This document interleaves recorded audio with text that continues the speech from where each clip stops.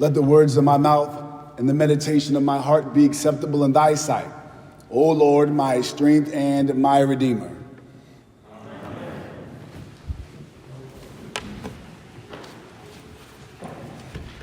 It is indeed my pleasure to stand before you again, St. Paul's. I am so pleased that you all have welcomed me into your physical home, your spiritual home, welcomed me to your laptop, iPad, and cell phone. I'm grateful for all the ways that you understand home, and I'm grateful that you've invited me into all those spaces. I am the Reverend Dr. Mark Andrew Jefferson, and I teach homiletics, a fancy word for preaching, at the Virginia Theological Seminary there in Alexandria, Virginia. I'm very pleased that the invitation was extended to me to be able to share with you, as I've heard so much about the great work that happens in this place. So thank you very much. I'm also excited because you helped me get a little bit of work done. Our seminary turns 200 years old next year. And I was asked by our dean and president if I'd be willing to preach 200 sermons around the world to commemorate such a task. You laugh, and I laugh too. Because I did not do the short math. I did not pull out the abacus or the calculator to figure out how much time that would take me to preach all those sermons. So since 2018, I've been traveling almost every weekend to different churches, places of meeting, gatherings, and other spaces to be able to proclaim the gospel of Jesus Christ. And what I came to tell you, from Honolulu to Bar Harbor to Orlando to Houston to Cape Town, is to let you know that there are people gathering around the world just as you are, seeking to be faithful. And you are not alone. As we navigate a world that is full of war and rumor of war, pandemic and inflation, we are buffeted on every side, but we serve a God who is faithful. And I'm glad that you all gather in God's name to do God's work. So for that, I'm appreciative. So what we've been doing today is we've been dealing with each of the readings that we've been presented with today. So for the early service, we looked at Philippians, and we talked about the process of pressing. When Paul says, I press toward the mark, that is not an idle statement, but he says that in the context of a larger aspiration of being like Christ and being conformed to that image. And we talked about that briefly. The second sermon, we talked about responding to generosity, how there's different responses to the grace of God. And out of the gospel text, we looked at how Jesus has a way of bringing out the best and the worst in us. And we noticed that, how that played out in the text there. And so we will finish off with Isaiah, a fitting way to bring an end by starting at the beginning of our readings. And so for the time that's ours, I'd like to share with you from this thought the bad news of the good news. The bad news of the good news. Well, in order to be able to unpack this thought succinctly, we must understand what is good news. Well, good news is contextual.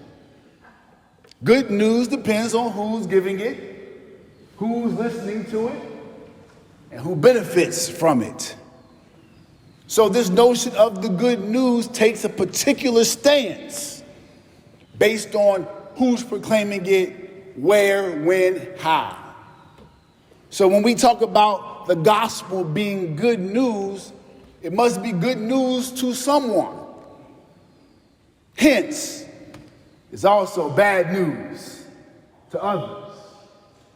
And if we're able to pull this into the personal, within us, there is a desire and a craving for the good news of Jesus Christ. But that good news is also bad news to the ways that we engage in this life. For we are perplexed and wedged between competing kingdoms and competing realities. On one hand, we find ourselves seeking to be faithful to a God that has redeemed us and called us out of darkness into the marvelous light of this way. But we're also faced with how that good news is bad news as it confronts our selfishness, our pride, our inherent sinfulness, and the scaffolding of that sinfulness into institutions that perpetuate it. So we are betwixt and between good news and bad news. The same gospel text that is good news to us Sunday morning is bad news by Sunday afternoon. And some of you are even sitting in this seat, mildly conflicted, as you heard the readings and wonder what I'm going to say, knowing that it is good news and also bad news. The prophet Isaiah picks up this concept of good and bad news in his own way, because he is telling those who are exiled and oppressed there in Babylon. God is reminding them to forget the former things. How can they forget the former things? They are ensnared, they are oppressed, and they are captured and a mentally sedated people. They become so accustomed to oppression that they have allowed that energy of paternalism to weather and wear down their ability to have agency. Long story short, God's people were living in the midst of bad news. This bad news the prophet Isaiah is trying to bring into context is wedded with good news. God's liberating and active work to set us free. So in order to do that, the prophet Isaiah harkens back to Egypt, harkens back to the Exodus, and says, you were brought out by God's mighty hand to live a life of freedom and service to this God. But at the same time, too much of Egypt got into you, so that you would complain in the wilderness. You would moan about God's provision, and you would openly rebel against God's leader. These people were living in the tension of good news and bad news. And what God is asking through the prophet Isaiah in this text is very simple.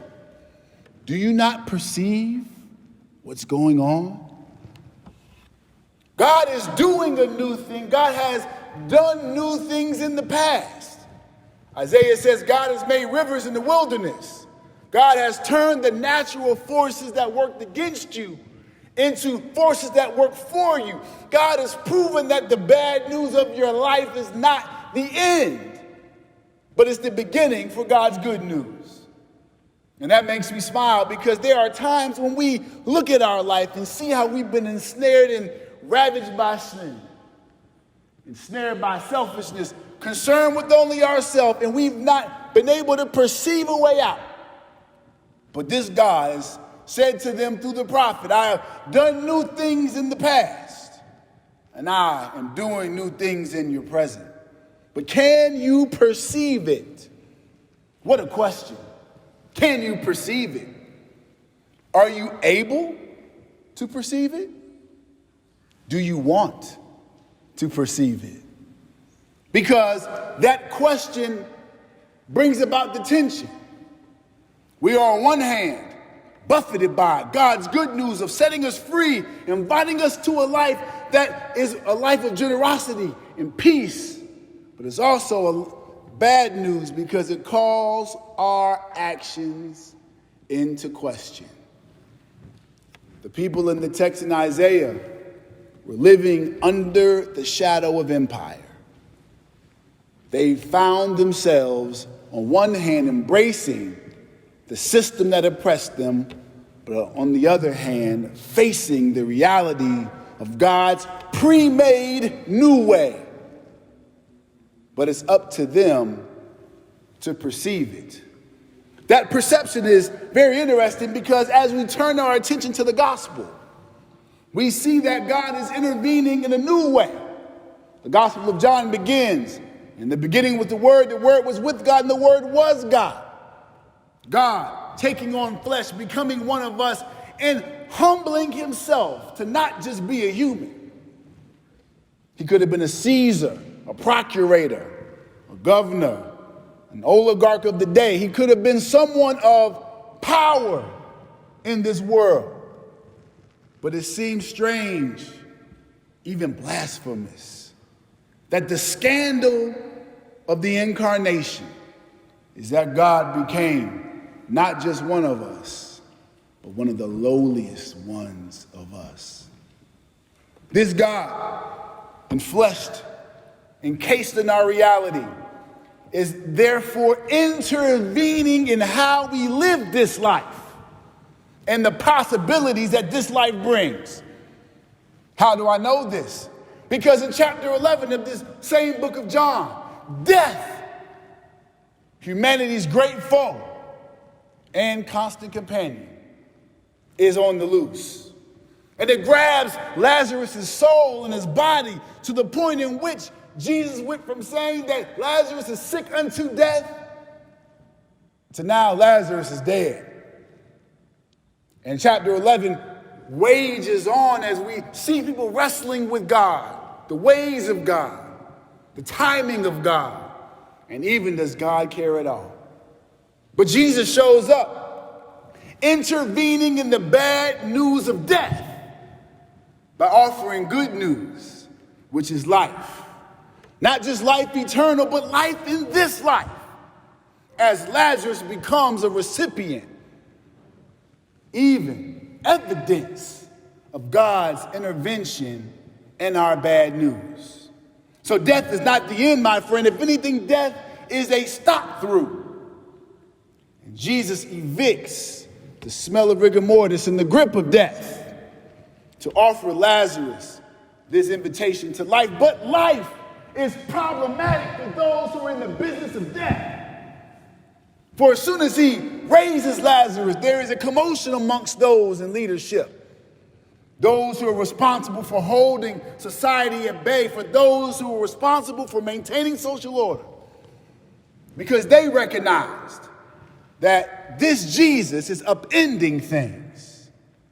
This Jesus and his invitation of life is a stark comparison to the death offered by the Pax Romana, their version of peace. For as Rome pushed out, as Rome continued to expand and bring subjugated people into their fold, it passed death, it passed debt, and it passed taxation on those they accompanied. So what happens is that now, Jesus, through the very act of offering life, is providing cracks in this empire of death. And so now, we recognize that Jesus is now a wanted man because he is bringing bad news to the good news of empire and bringing good news to the bad news of people's plights. And so now, Jesus is living in that tension, and so he shows up at that same house.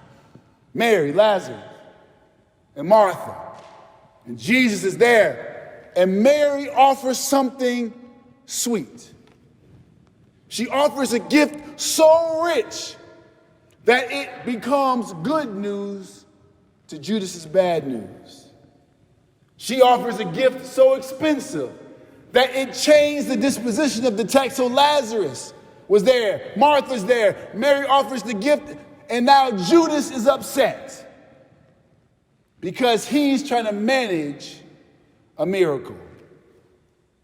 He's trying to then personalize and take advantage of the good news by turning it into bad news. My sister, my brother, it is the lavishness of God that brings this world into account. In a world that takes, commodifies, and dehumanizes. When we offer our gifts to a God who loves, cares for, and nourishes, the world will then find problem. But then we add on to the fact that the Apostle Paul finds himself writing to the church in Philippi. And he's saying to them, there's something special about this Jesus fella. I want to know him a little differently than I know some of you. He said, I want to know Jesus in the fullness of his Christness. but also in the lowliness of his Jesusness. I want the full experience of God because it is this good news that I'm bearing witness to with my body. I've been whipped, I've been flogged, I've been beaten, I've been castigated, put in jail.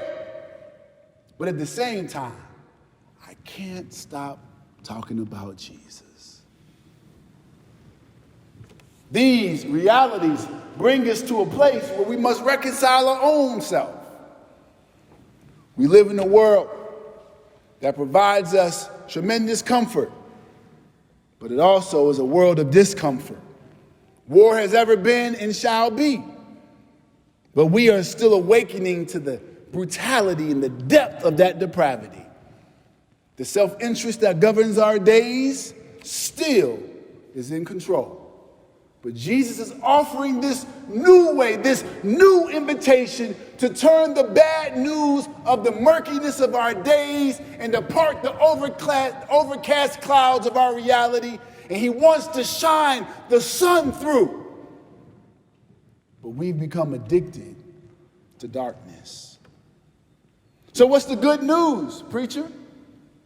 The good news is that no matter how bad it is, God is still intervening with the good news of the gospel. The good news of the gospel that turns an outcast into someone who's brought in the fold.